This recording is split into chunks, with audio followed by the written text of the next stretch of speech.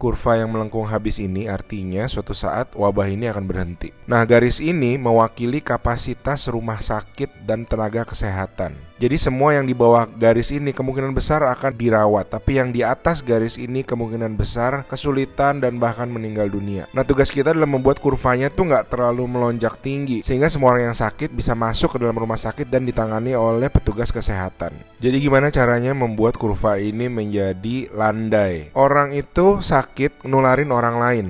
Nah, orang yang sudah sembuh, tubuhnya jadi punya imunitas, sehingga kemungkinan dia tertular lagi itu kecil atau hampir nggak ada. Sehingga caranya sebuah wabah apapun itu dari zaman dulu berhenti adalah ketika cukup banyak orang kena virusnya, lalu menjadi imun sehingga virusnya nggak bisa punya orang untuk ditularin lagi. Nah, kenapa selama ini kita perlu banget namanya social distancing atau ngejauhin diri? Animasi ini bagus banget. Ini contoh kalau semua orang bergerak bebas seperti biasa, nggak ada pikiran, semua tetap pergi konser, pergi jalan-jalan. Ini akan terjadi. Satu orang akan menularkan semua orang berbarengan, dan itu yang berbahaya. Seperti tadi kita ngelihat kurvanya ya. Pada akhirnya akan lewat dan pada akhirnya semua orang akan sembuh. Tapi karena kurvanya tinggi, banyak orang akan mati dalam prosesnya. Nah, yang terjadi di Cina dengan adanya lockdown, ditutup, membuat orang tidak sakit sekaligus berbarengan. Jadi kurvanya lebih landai kalau kalian lihat, sehingga memberi waktu untuk orang-orang menjadi sembuh dan akhirnya bisa melandaikan kurva. Nah, sekarang kita lihat kalau kita lakukan namanya social distancing, yaitu kalau nggak harus banget nggak usah pergi keluar, kalau nggak penting-penting banget nggak usah ketemu temen, nggak usah ada social function, semuanya ditunda dulu. Kita lihat apa yang terjadi.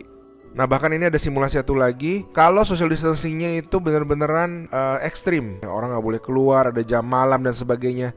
Ini yang terjadi. Kita lihat beda banget kan. Jadi ada orang yang akan tetap sakit, tapi mereka bisa masuk rumah sakit dan dirawat.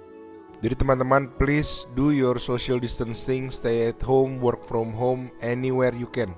Ada orang-orang yang nggak bisa, saya mengerti, tapi sebisa mungkin lakukanlah semuanya itu.